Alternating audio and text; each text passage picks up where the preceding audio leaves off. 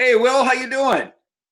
Greg, I love your you're in the basement there. Yeah, I am. Yeah. It's my basement bunker. I love it. And I was just say, I can tell you're also in a very comfortable part of your house as well. Yeah, a little office area here and yeah, not bad. There you go.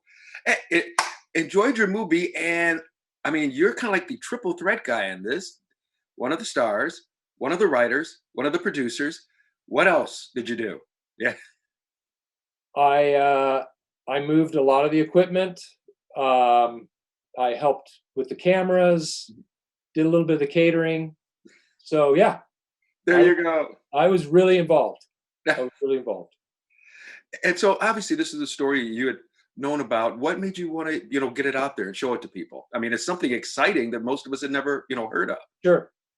No, I had my wife and I's first kind of trip to Sweden to visit some of her family uh, was the first time I saw this show, and was completely enamored with it, and always thought this would make a great movie. And I also just didn't realize this massive song contest that was viewed by 200 million people every year was something that we barely know about Right. here in the States. And I just thought, oh, this could be one of those things where it's a really interesting subject matter. It's a great platform for a comedy, and it's something that would have an international audience as well as hopefully the U.S.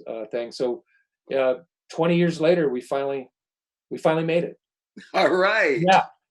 And in this, of course, you and your partner Rachel have been practicing since you were kids. And just to get to that moment, plus also they've got the situation where they've grown with each other, they like each other, but just don't want to cross that line. Yes, Lars and Sigrid, played by Rachel McAdams. We've grown up in the same small town in Iceland and have known each other. And we have our little cover band, Fire Saga, and she's kind of his greatest supporter, and has always had his back as he's pursued every year of trying to get into this massive contest, and has had this singular focus that that's what will make him happy in life, when in reality it's he's always had happiness right by his side. And that's kind of the message in the movie. That's for sure. Then also, your guys got daddy issues too, where Pierce Brosnan is your dad. Yeah.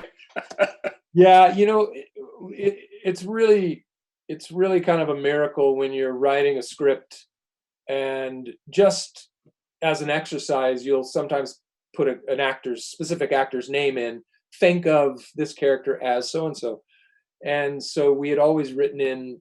The joke was that Lars's father was literally the most handsome man in all of Iceland, and we're like, think Pierce Brosnan. Right. And lucky for us, he wanted to do it, and he's just great. He's so Mhm. funny and tough, the brooding Scandinavian, and Yeah. he's great. All right. Well, enjoyed very much. Thanks so much for your time, and enjoy, and see you again soon. All right, Greg, take care of yourself. Hello, Rachel. Hello, how are you? Doing well, and yourself? Very well, thank you. Good. Well, fun movie to watch, and it's one of those things where I had not heard about the competition. I understand that obviously a real thing, Mhm. but just to see how competitive it is, like with anything where people want to really win. Oh, yeah, it's a real point of pride if you can bring that back to your home country. That's your. I mean, the you skyrocket in terms Right. of fame. So yeah, And huge. then also in the movie, your character and Will's character, they're friends from childhood. And this is kind of like something that, like you said, you want to grow up and do and win. So it's been like starting from when they were both very, very young. Yes, a long time dream. More so Lars's dream than Secrets. Yeah. She's pretty happy where she is in life, which I thought was an interesting place to start a character, which you don't always see. But Will's character wants it more than anything in the whole wide world, and his entire identity is wrapped up in getting to Eurovision, not just getting to it, but winning. it, the whole shebang. Right. Right. Like you said, it's the Super Bowl, the World Series, everything all just wrapped up into one big thing. And he's got to have it. Yeah. Right.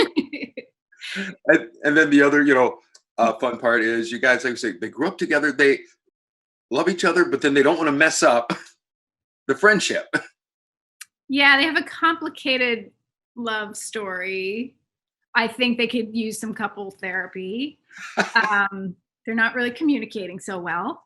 I think they've just had a certain status quo for so long. They've been friends for so long, but there's also a lot of love there. And it's, they're one of those couples where it's like, you guys should be together, but you're not. What's happening here? So I think Sigrid is obviously a lot more hip to it than Lars is, but Lars is so wrapped up in this Eurovision dream that he kind of can't see what's right in front of him.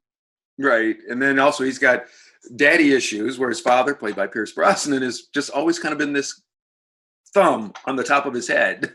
Yeah. There's some daddy issues there for sure. That's a good way of putting it. Yeah. He's seeking out his father's approval. I mean, he's got a lot of demons on his back. So, and I think my character is trying to help unburden him and thinking, winning Eurovision will do that. But, life is more complicated. That it is. It's not as easy, right, as it sometimes looks like it should be on the outside. Right. If I could just win one of the biggest songwriting competitions in the world, my life would be perfect. Right. There you go. But yep, always the obstacles. Yeah. For you, did you have fun? I mean, obviously with the singing and all like that part. Oh yeah. That was just like a childhood dream. The little 80s kid in me was just, I mean, if I actually had, those kind of musical chops, I would have definitely gone in a different direction with my career.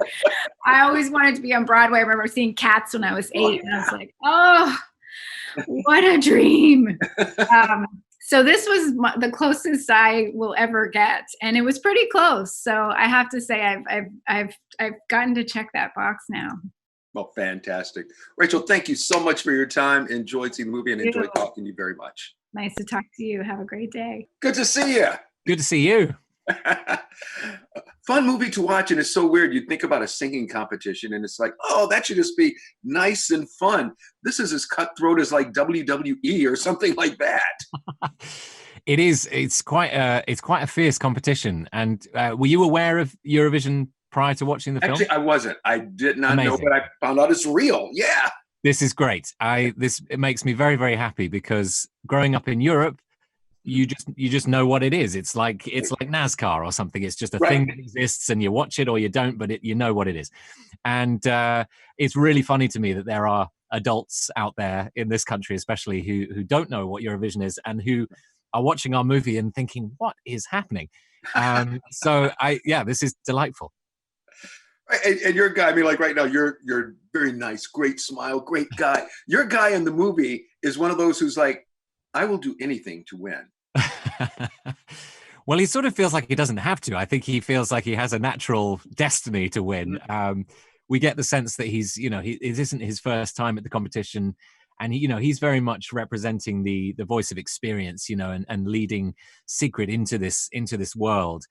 And I mean, it's very funny to me that for someone like Lars, Will Ferrell's character, that that Lemtov is everything he wants to be, or everything he thinks he wants to be.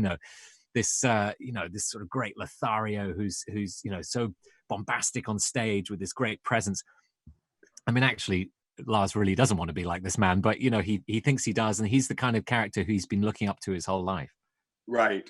And your guy wore some great suits too, I gotta say. Some quite wild outfits, yeah. Yeah. Now, could you imagine growing up, like you said, watching the real thing, that you would all of a sudden one day be in a movie all about it?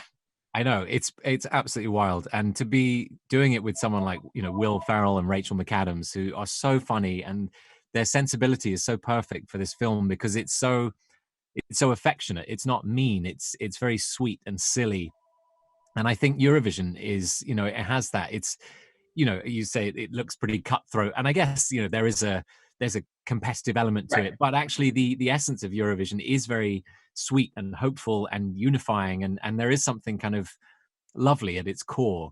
and I think that's, you know, that's also captured, you know, in our film as well.